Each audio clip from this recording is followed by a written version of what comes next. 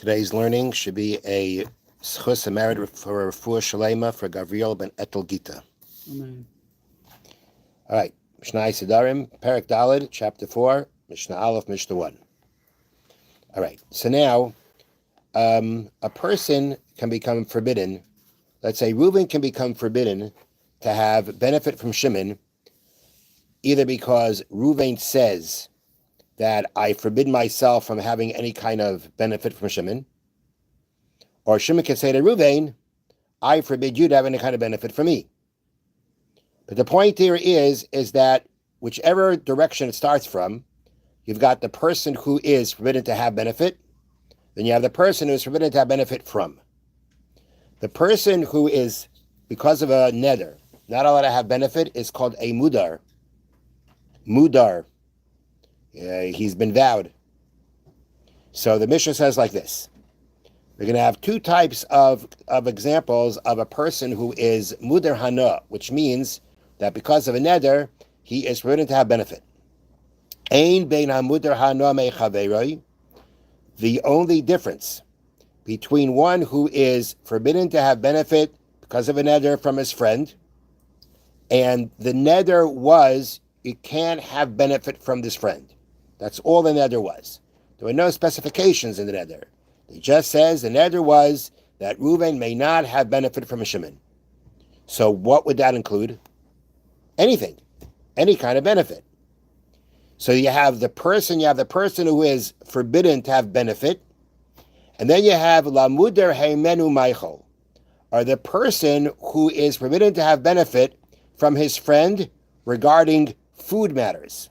Machal means food, which we're going to see means anything that leads to food.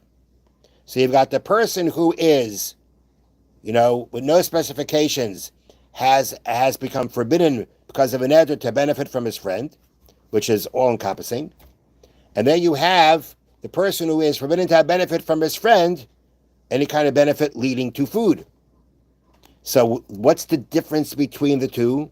What practical difference is there between these two cases? The difference is elodrisas haregel. Drisas haregel means entering the other person's domain. Meaning, if you're not allowed to have any benefit from the person, then you can't walk into his domain, can't walk into his house, can't walk into his property. If the neder was you can have benefit that leads to food, then walking into his property wouldn't be included in that, seemingly. Okay? Also, the difference between these two cases are utensils are not used for food preparation. If they're used for food preparation, right, then that's a benefit that leads to eating, to food.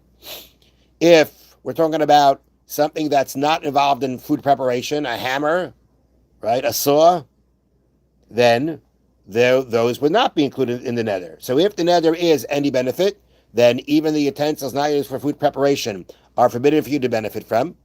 While if the neder was you're not allowed to benefit a benefit that leads to food, to eating, then you would be able to. But the Mishnah is going to qualify this, and in a very important way. Let's continue. Hamudar ma'achal me'chaveroi. Again, one who is forbidden to have any kind of benefit that leads to eating from his friend. Lo yashilenu nafa ukavara v'reichaya v'tanur. You may not lend him the following utensils, which are all involved in food preparation. So let's go through them. You're not allowed to lend him a nafa, a sifter. And they explain here, which separates fine flour from coarse flour. That's a sifter. You can't lend him a sieve. A sieve separates chaff from grain. You can't. That's a nafa. No, that's a kavara. A reichayim is a mill which grinds wheat into flour, and a tanner is an oven. Since these are all involved in preparing food, you're not allowed to lend it to him. Now, these are all, some of them are all utensils that are used, in a situation where you're, involved in the preparation of the food. If you can't lend these things, then pots and plates and things like that you use actually with the final food product, right? That all the more so. Okay? Now, avol mashaloi, but you could lend him chaluk, a shirt, v'tabas, a ring, v'talis, a cloak, unazamim, and earrings, right? Why? And anything that you don't use for food preparation, you'd be able to lend him, right? The neder was not to have any kind of benefit from your friend when it comes that leads to food, regarding food. But these articles, seemingly don't have any connection to food. However, makim shemaskirin kayetze behen. But let's say in a place where they rent these things, meaning this is a place where, let's say you need a shirt. You can rent a shirt.